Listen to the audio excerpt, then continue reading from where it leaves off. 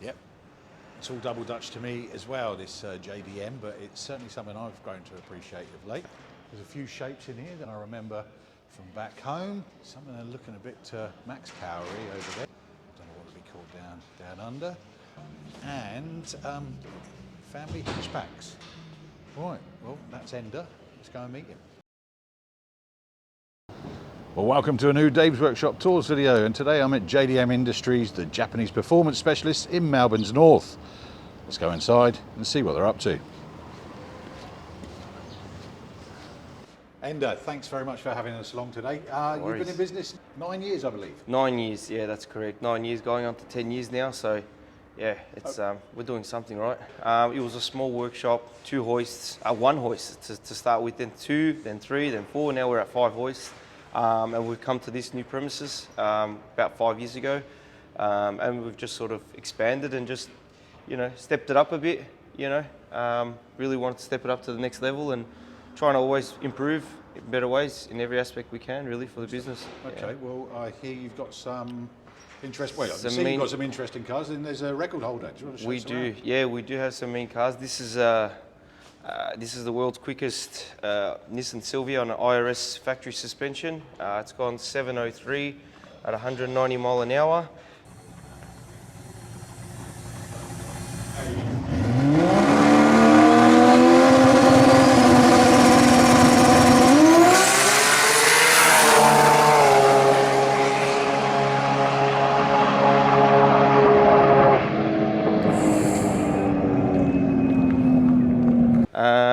Yeah, it's at the moment it's my car. It's my personal car. It's the flagship car for the workshop. Wow. At the moment the engine is out. We're just doing some upgrades, and we're hoping to turn up a little bit more horsepower. Last it was on Dyno, made over 2,000 horsepower. 2,000. Yeah. So we're hoping to achieve around 2,300. So tell me about the record. The record, yeah, 703 at 190 mile an hour on the quarter mile. Which makes it the quickest, not the fastest. We are hoping to achieve also the fastest record, which, you know, we're estimating to go over 210 mile an hour on the next outing.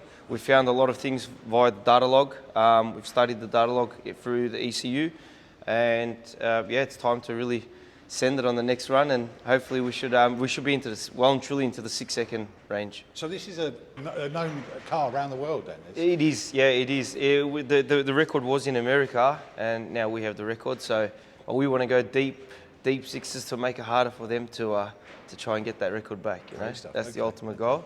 And it is still essentially, it's a full street car. It still has. You're still able to drive this on the street? It's a little bit messy, so. Sorry for the mess. We're just sort of upgrading with some new carbon seats in there, and yeah, it's got, you know, still got door trims, glass window. It's got everything. Yeah, it's got. Would you be able to take this out with these tyres on the street? I mean, look, we don't really drive the car much on the street. It's just based around a street vehicle, really. It's not a full chopped up chassis, 3/4 chassis on it. It's a full chassis car. It weighs in at 1,500 kilos. Yeah, over 3,300 pounds.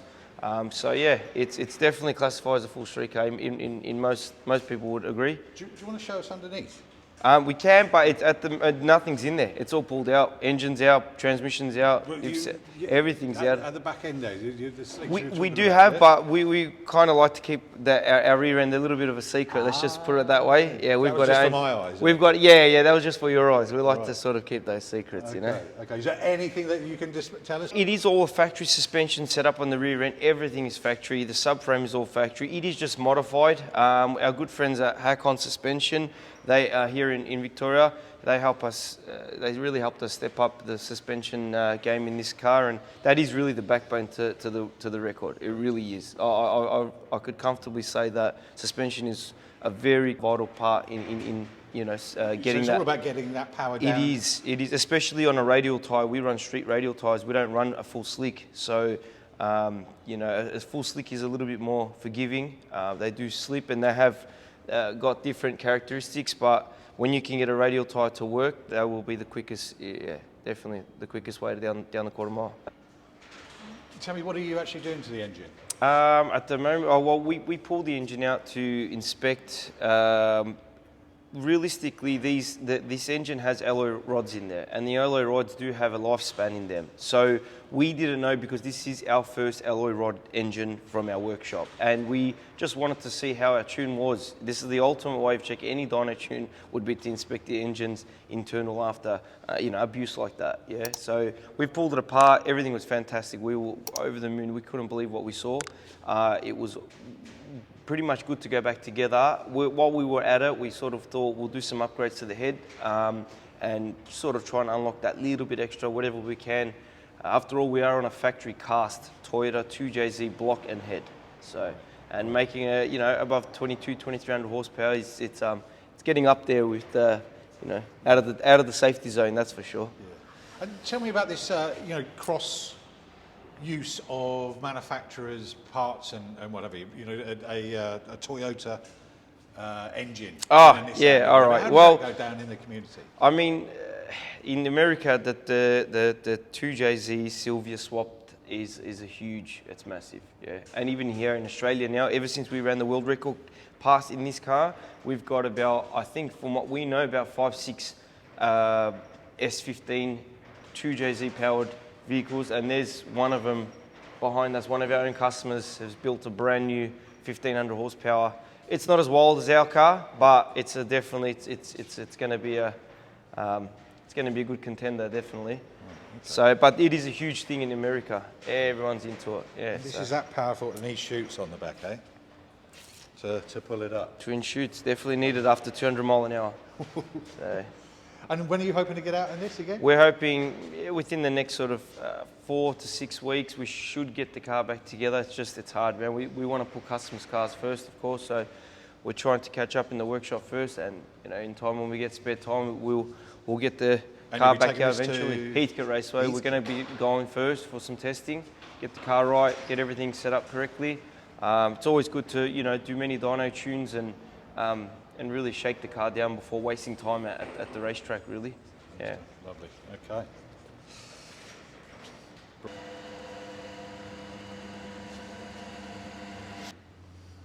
So what have we got here? Yeah, this is another 2JZ powered Silvia, as said previously. Number plate's being King S15. It's going to start hopefully making a name for itself. Right. Yeah, this is just, it's a little, I would call this still an entry-level combination, because you can always step it up more. This is still a wet sump engine, so it's not a dry sump engine. So it does have its limiting factors of RPM. You really can't rev them too much because all the oil goes straight to the head, and obviously then you get air rating in the bottom end and the pickup. And it's dangerous for bearings and all sorts of damage that could happen. So we tend to sort of keep them around 8.5 to 9,000 RPM maximum, whereas my car revs to over 11,500 RPM. Yeah, so, and that's a stroke 3.3 in my car with alloy rods. This is still a 3 litre with stock crankshaft, but we're aiming to go around 1,500 horsepower. Yeah. And so I suppose, is that part of the attraction, really, the way in which these engines can be manipulated? They were just well over-engineered, really, from factory. Toyota just really well over-engineered these things, They can handle an abuse. Like my car's on 72 PSI boost, so for a factory block to handle that kind of boost, it's a decent amount, Not many manufacturers with factory cast blocks / heads could actually, like for example, the RB engine, factory RB engine in this VL, it can realistically 38 to 40 PSI maximum, and they usually crack blocks after that. Yeah. It's just that it's hard. It's a danger zone, after that, really. And tell me, are Supras being butchered for these, or are you able to get hold of these engines? Well, this engine is actually a brand new Toyota block and head from Toyota. Yeah, they still have some floating around the world. We managed to get our hands on them. So yeah, we have access to brand new heads and brand new blocks. Yeah, so which is lucky enough. So we're definitely not butchering no Supras or anything. Yeah, if you can find a Supra that is these days for cheap. Yeah. Everything, all the JDM stuff, all the Japanese market stuff, it's all. Yeah. And how is it regarded amongst the JDM community within Japan? The work that's being done outside. Look, it's hard to say. They do follow the scene here, massively. Even in America, they follow the scene a lot. And they do know that Australia really they are a big, player in the Japanese scene, along with America as well. Uh-huh. But so they've really gone quiet. They don't really have that much going on as far as, you know, drag cars, or they don't really have a drag strip from, as far as I know. There's no quarter mile racetrack there anymore, from what I gathered. Yeah, I don't think there is. It's all drifting with them. More drifting and circuit racing, yeah. Correct. So. Okay. And right, any other work in the cosmetics and whatever? Is that something you guys work on? Look, we do some bits and pieces, like see the wheels and tyres. They're Weld wheels from America with Mickey Thompson tyres. You know, this car's it's still, this is a full street. It's just more street than my car. Even this is still, it's got a full roll cage. Half the front of the roll cage is still out because it's going to go to get some wiring done, and then we'll start to put the rest of the roll cage and everything back together. But yeah, this has just got a single parachute, but it's all standard exterior. Nothing's over the top. The capabilities of this car, was it recognised back in the day?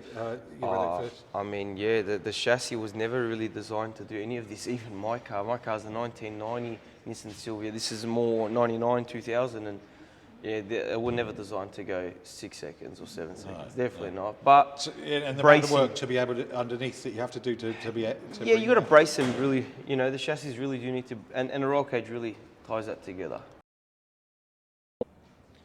Okay, well, this was a very strange front end to what I considered to be a Vauxhall Carlton when I first arrived in Australia, and I could never understand the passion for them. And then it wasn't until a long time after I suddenly thought, well, if we got passion for Cortinas and Escorts and Astras and what have you, why not a Carlton? But this one's stepped up even more. Yeah, this started its life as just a basic V8 Commodore at some point, but yeah, the customers decided to step it up, and he wants to race it as well. And this is another, you know, realistically another street car. That's, you know, he's also got all the interior and stuff for this car too. And but again, it has all the roll cage, has all the safety requirements, has the parachute and whatnot. But the heart of it actually has a bottom end, which is factory out of these, which is an RB30, and from a V8 Commodore. Yeah, from this is actually Nissan. Yeah, that's right. Yeah. Nissan RB30, which also comes at R31 Skylines, and the head's out of a GDR, which is a RB26 head. And here you have a 2630, which is that's what it's called, and this has actually got a stroker crankshaft to a 3.2 litre now. So 3.2. Yeah, so it's decent sized Garrett turbocharger on this one. It's got, you know, all these vehicles, all three of these cars are actually running FuelTech ECUs. They're our, you know, we love FuelTech ECUs. We tune many different, you know, we tune them all. We tune Haltex, Motex, you know, FuelTechs, all sorts of different ECU manufacturers. But we have had a lot of success with the FuelTech with our own personal car, so we decided to go with them on a couple of these new projects. With the air intake, it's just, it comes to a point where, especially on like hot days, when you have ambient temperatures of 25 plus degrees, after a few runs, the engine bay gets quite hot, and you're essentially just sucking in, you know, hot air that's recirculating in the engine bay. Yeah. So it does help a lot to have some fresh air coming in from outside. And what sort of time do you reckon this will achieve? We're aiming for, again, another low 8 to high 7 second. Yeah, they do have the capabilities, but you know, it takes time. It does take a lot of track testing and dyno tuning and really getting the combos right. These are all brand new cars that have never seen, you know, they haven't even started up yet. So we're really starting from scratch. Yeah. And how long does a project like this come together? I know, generally speaking, we're in weird times. It is definitely, yeah, you hit the nail on the head there. It is definitely weird times. So I mean, it could take up, you know, from 8 to 12 months for a full engine build, for fabrication, wiring, waiting in for all the parts, mating everything together with the transmission and tail shafts and everything. Yeah. To start off on the exterior on this car, you got some Weld wheels. These are a little bit more aggressive on the rear, being the fact that it has a live axle combination instead of a iris suspension like the Silvia can only run short backspace, whereas these can really run some dish and sort of have wider offset and wider wheels and more aggressive offsets. This V8's got a serious rear end in it. It's got AFCO shocks front and rear. It's got a titanium exhaust system, which is very lightweight. Yeah, thanks to our friends at Pulse Titanium. They do supply all our titanium bits. GJ drive lines, aluminium shaft. You know, we've done all the hard lines are made by us in house. This is still obviously work in progress, so you still do have some lines that are just hanging out, and not everything is in its place yet because this is still a work in progress. Still got a few weeks to go with this vehicle, but all the fabrication is all finished on this car. As you can see, all the aluminium intercooler piping, and yeah, beautiful. And we've got a cool feature on these on all these cars that we tested out on our car. It's actually it's a clear view filter that you can see. I'll show you this Silvia's one. You can see it on here. You can, if you want to bring the camera, you can. It's the same one here, right there. As you can see, you can see the oil. So if you have any, what you do is there's a valve here, and you put the tire pressure gauge into it as you're going to pump a tire, and then it pushes all the oil back down into the filter, and it leaves the screen with whatever, you know, if you've got bearing damage, or if you've got a bit of aluminium rod, or if you've got any other metal particles, you'll see it at the top. So it's not just a gimmick, it's it's one of the best things you could ever do to any race cars, because what you can prevent a big engine failure before it happens. Wow. And pull the pin and pull the engine apart, and it's racing after all. You gotta expect the unexpected, you know. Sure. When you're pushing them to their boundaries, they were never designed to do this, so it can happen. Kind of one of those inventions you think, why didn't they come up with that earlier? Yeah, well, it is patented from what I know in the US, so it does have a patent number right there, so it's definitely... but it's a new thing to you, it isn't. It's been around for a long time. Right. In the States it has been, I think almost 10 years maybe, but we are a little bit behind in Australia, so like we've had one in my car for a few years now. But I mean, it's once we tested on that, we really wanted to put it on all these big race cars that we are building. It just gives us peace of mind, really. Sure. Okay.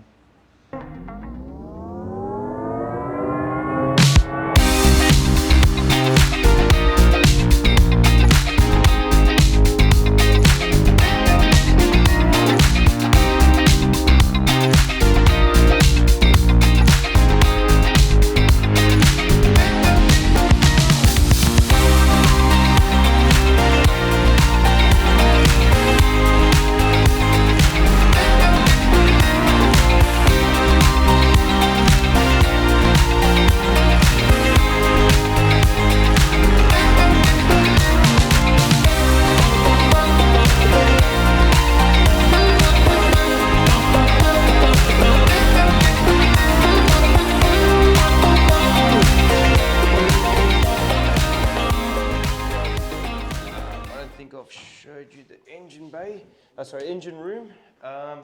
This is the engine room. Just a couple of motors in. That's where they essentially start like, and this is something like they would finish with, you know, dirty old motor and painted up, freshened up, machined up, fully forged engine. That should be good for over 1,000 horsepower, this Barra engine. So then you've got my race motor here, which has got the dry sump, and this is a pretty serious engine there, and customer's SR20. Pretty much ready to go into his car. It's just the car's not here, so we're just waiting. It's booked in for at the end of the year. Okay, Endo. So what we've got here? This is another Nissan Silvia. Just ready for do some dyno tuning really before. It's one of the lads.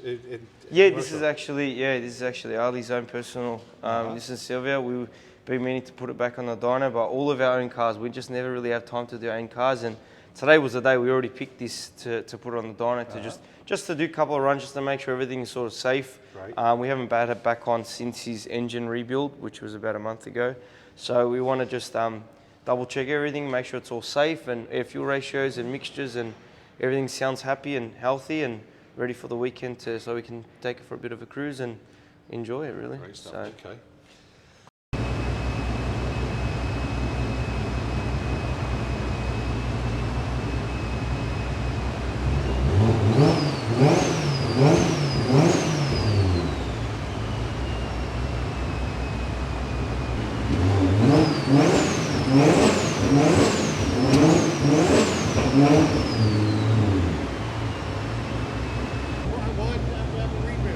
Yeah, I blew it up before. Yeah, because I hit limiter too much. Yeah, had it rebuilt. I put a 25-30, so I filled the bottom end. I a 25 head and an RB30 bottom end. Hey, don't make it.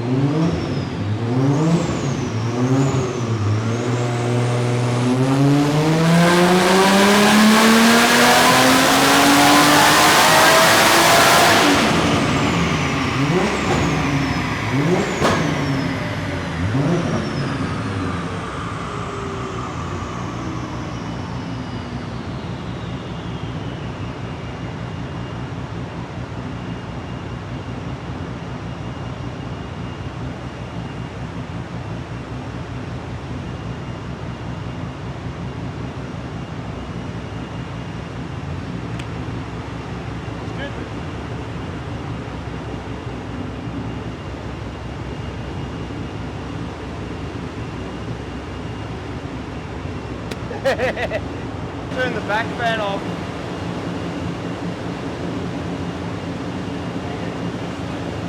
Oh, you want to see an anti-lag, a two-step. So a two-step rev limiter, it's a you hold the button.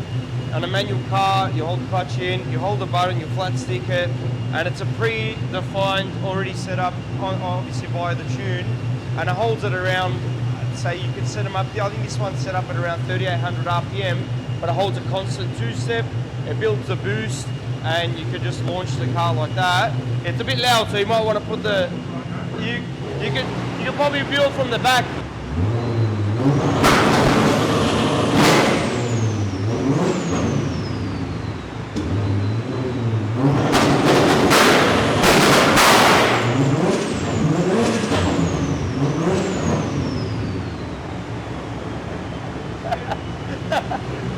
That's nice, they put the earmuffs on.